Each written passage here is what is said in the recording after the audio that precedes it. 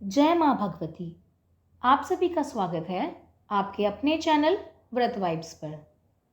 आज का वीडियो है शारदीय नवरात्रि के एक अत्यंत महत्वपूर्ण अंग सांझी माँ के बारे में विस्तार से जानकारी देने के लिए, जिसमें हम आपको बताएंगे कि सांझी माँ की आकृति बनाना, उनकी स्थापना, पूजन एवं विसर्जन किस तरह किया जाता है। संपूर्ण जानकारी के लिए वीडियो को कृपया अंत तक देखें। नवरात्रि का पर्व देश भर में अपनी अपनी मान्यताओं के अनुसार मनाया जाता है। नवरात्रि में 9 दिन माँ दुर्गा के अलग अलग स्वरूपों की पूजा की जाती है। वर्ष भर में आने वाले 4 नवरात्रों में सबसे महत्वपूर्ण होते हैं शारदीय नवरात्रे। इस दौरान सांझी माता या संझा का पूजन भी देश के कई हिस्सों में बहुत धूमधाम से किया जाता है। उत्तरी, मध्य और पश्चिमी भारत के कई राज्यों में जैसे कि उत्तर प्रदेश, मध्य प्रदेश, राजस्थान, हरियाणा, पंजाब, दिल्ली आदि में सांझी माता की आकृति को बनाया जाता है और उनकी पूजा की जाती है। भारत में सांझी को बहुत अलग अलग नामों से जाना जाता है, जैसे संध्या, संझा, श्यामा, गुलाबाई, ढूंढामाई आदि। सांझी माँ की आकृति बनाना। पुराने समय में माताएं बहनें सांझी माता की आकृति बनाने के लिए चिकनी मिट्टी या पीली मिट्टी का उपयोग करती थीं और प्राकृतिक रंगों द्वारा उसे सजाया जाता था। आज भी कई गांवों में श्राद्ध पक्ष में मिट्टी से इन आकृतियों को बनाने की शुरुआत कर दी जाती है। माता की आकृति के साथ साथ सांझी माँ का भाई, सूरज, चंदा, टिकलियाँ, ढोलिया, पंखा, मोर, तोता, फूल, पत्ते जैसी कई प्राकृतिक आकृतियों को बनाया जाता है तथा अश्विन मास की अमावस्या को यानी नवरात्रि के एक दिन पहले सांझी माता को लगाने के लिए एक दीवार को गंगा जल से साफ करके पीली मिट्टी से लीपा जाता है और फिर गाय के गोबर की मदद से सांझी माँ को दीवार पर स्थापित किया जाता है और 9 दिन तक माता की पूजा आराधना की जाती है। अगर आप किसी कारणवश दीवार पर स्थापना नहीं कर सकते तो एक लकड़ी का बोर्ड लें और उसकी शुद्धि करें। उसके ऊपर आप गोबर की मदद से माता की स्थापना करें। ध्यान रहे कि बोर्ड जमीन से कुछ ऊंचाई पर स्थापित किया जाए। वर्तमान समय में कई बार चिकनी मिट्टी ना मिलने के कारण या समय के अभाव में कई लोग सांझी माँ नहीं बना पाते, इसलिए बनी बनाई सुंदर सुंदर सांझी माँ की आकृतियाँ बाजार से लाकर घर में स्थापित करते हैं। कुछ लोग आटे की आकृति बना लेते हैं एवं कुछ लोग कागज से भी माता की आकृति बना लेते हैं, पर आप कोशिश करें कि आप मिट्टी की सांझी माँ ही लगाएं, क्योंकि यही सबसे शुभ होती है। माता की स्थापना। माता की स्थापना अमावस्या की शाम को पितरों की विदाई के बाद लगभग 5 साढ़े 5 बजे के करीब की जाती है। माता को स्थापित करके गंगाजल छिड़का जाता है एवं उनको चुनरी अवश्य पहनाई जाती है। कहीं कहीं विधि विधान व यज्ञ के साथ सांझी माँ की स्थापना की जाती है। कहीं कहीं जौ भी माता की स्थापना के साथ ही बो दिए जाते हैं। सांझी माता की पूजा आराधना प्रतिपदा के दिन पहले नवरात्रि की पूजा के बाद ही शुरू होती है। किसी किसी स्थान पर स्थापना के बाद भी लोग आरती करके भोग लगा देते हैं। आपके यहाँ जैसी भी मान्यता है आप वही विधि अपनाएं। सांझी माँ का पूजन। सांझी माँ की पूजा की शुरुआत जल के छींटे देकर उन्हें स्नान कराने से होती है।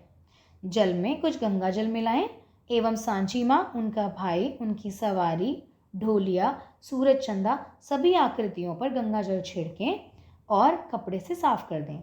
उसके बाद उन्हें दीप धूप से पूजा करके बाद में मीठी वस्तु का भोग लगाकर जलपान अवश्य कराएं।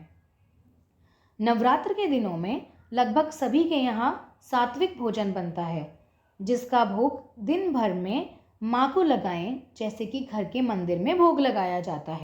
सांझी माँ की विशेष पूजा शाम के समय कई तरह के लोकगीत गाकर की जाती है, जिसे सांझी माँ का आरता कहा जाता है।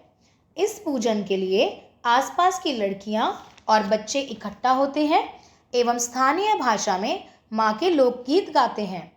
आरता होने के बाद सभी को प्रसाद व दक्षिणा के रूप में कुछ पैसे दे दिए जाते हैं, जिससे बच्चे बहुत खुश होते हैं। कई गांवों में तो आज भी बच्चे इकट्ठे होकर घर घर जाकर माँ की आरती करते हैं। आरती सरसों के तेल का दिया जलाकर की जाती है, जिसे आरती के बाद माँ के पास ही रख दिया जाता है और चुनरी उड़ाकर उन्हें विश्राम करा दिया जाता है। यह पूरे 9 दिन तक हमें करना चाहिए। सांझी माँ का विसर्जन। सांझी माता का विसर्जन दशहरे के दिन किया जाता है। सुबह माता को स्नान करवाकर भोग आदि लगाते हैं और उसके बाद जलपान कराकर माँ की आरती कर दी जाती है।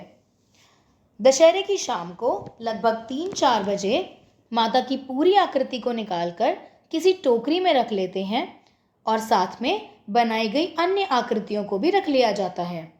माता को विदा करते समय मन में भाव होना चाहिए कि माँ जल्दी ही हमारे घर फिर से आए और हम अगली बार और भी सुंदर सांझी बनाएं और इससे भी ज़्यादा पूजा एवं सेवा कर सकें।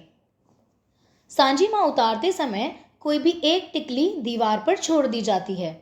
उसके बाद एक कुल्हड़ में जल और एक में खील बताशे रखकर टोकरी में रखते हैं और चुंदरी को ढक लेते हैं। अपने आसपास के तालाब या झोड़ में इनको विसर्जित किया जाता है। पहले माता की पूरी आकृति और उसके बाद खील एवं जल के कुल्हड़ को विसर्जित करें। विसर्जन के समय माँ के गीत गाएं। अगर आपके आसपास कोई तालाब आदि नहीं है तो आप किसी टब या बाल्टी में भी जल भर सकते हैं। उसमें हल्दी डालें, रोली और फूल चढ़ाएं। उसके बाद माता की आकृति को विसर्जित कर दें। विसर्जन के समय गीत गाएं एवं माँ का जयकारा करें। माता से अगले साल आने की प्रार्थना करें तथा इस वर्ष हुई भूल चूक के लिए क्षमा याचना अवश्य करें। जब मिट्टी की सांझी माँ इस जल में घुल जाएं तो यह जल पौधों में सिला दें। सांझी माँ से जुड़ी कुछ अन्य मान्यताएं।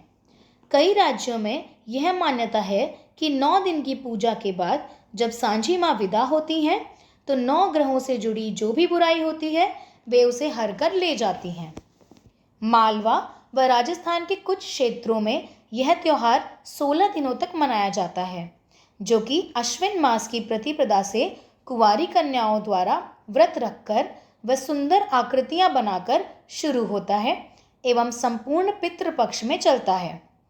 वहाँ मान्यता यह है कि प्रतिपदा से शुरू होकर अंतिम दिवस तक संझा की विभिन्न आकृतियां बनाई जाती हैं, जिन्हें पूरे वर्ष संजोकर दीवार पर रखा जाता है तथा विवाहित कन्या ससुराल से लौटकर अगले वर्ष अपने हाथों से इन्हें निकालकर विभिन्न अनुष्ठानों के साथ नदी में विसर्जित करके इस व्रत का उद्यापन करती हैं। एक कथा के अनुसार सांझी देवी भगवान ब्रह्मा के मन से उत्पन्न हुई थीं। भगवान शंकर ने ब्रह्मा जी और उनकी पुत्री सांझी को उनके कृत्य के लिए श्राप दिया था। सांझी ने इस कलंक को मिटाने के लिए भगवान शंकर की तपस्या की, जिसके बाद उनका शरीर 2 भागों में बट गया और उसे देवताओं ने जल में विसर्जित कर दिया। इसके बाद उन्होंने अग्नि से पार्वती जी का रूप लेकर जन्म लिया। ब्रज से जुड़ी एक और मान्यता है कि सांझी देवी का संबंध भगवान श्री कृष्ण और राधा रानी से है। कहा जाता है कि भगवान श्री कृष्ण ने राधा रानी को प्रसन्न करने के लिए उनकी एक सुंदर प्रतिमा संध्या के समय बनाकर फूलों से सजाई थी। वहीं यह भी कहा जाता है कि भगवान कृष्ण की दिव्य लीलाओं को जगाने के लिए सांझी की डिज़ाइनों को बनाया जाता है। 16वीं शताब्दी में सांझी कला का उपयोग मथुरा के मंदिरों को सजाने के लिए किया जाता था। कई ऐसी ग्रामीण लोक कथाएं भी हैं जहां सांझी को एक युवा लड़की के रूप में दर्शाया जाता है। यह त्यौहार कई प्रदेशों में 16 दिनों तक मनाया जाता है, जो श्राद्ध पक्ष के साथ शुरू होकर दशहरे पर समाप्त होता है। मान्यता यह भी है कि जो लड़कियां पूरे विश्वास के साथ सांझी माता की पूजा आराधना करके उनकी विदाई करती हैं, उन्हें एक अच्छा वर मिलता है। यही तो है हमारे देश भारत की सुंदरता, जहाँ पर मनुष्य अपने भावों के साथ प्राचीन काल से ही भक्ति करता आया है और जगह के हिसाब से किंचित हेरफेर के साथ ही वह पर्व प्रचलित होता आया है, परंतु समय के साथ यह लोक कला और संस्कृति कई जगह से विलुप्त होती जा रही है। इसलिए यह हमारा कर्तव्य बनता है कि अपने व्रत, पर्व एवं त्योहारों की जानकारी हम सबको अपने घर के बच्चों के साथ साझा करनी चाहिए और उन्हें इन तीज त्योहारों का हिस्सा भी अवश्य बनाना चाहिए, ताकि ये परंपराएं आगे तक चलती रहें। आप सब भी अपने क्षेत्र की प्रथा के अनुसार सांची माँ को अपने घर में विराजमान करें, उनका विधिवत पूजन करें एवं उनकी कृपा पाएं। मुझे यकीन है कि यह जानकारी आप सबको पसंद आई होगी, इसलिए वीडियो को लाइक व शेयर करें, चैनल को सब्सक्राइब कर बेल आइकन दबाएं एवं कमेंट्स में लिखें सांची मैया की जय।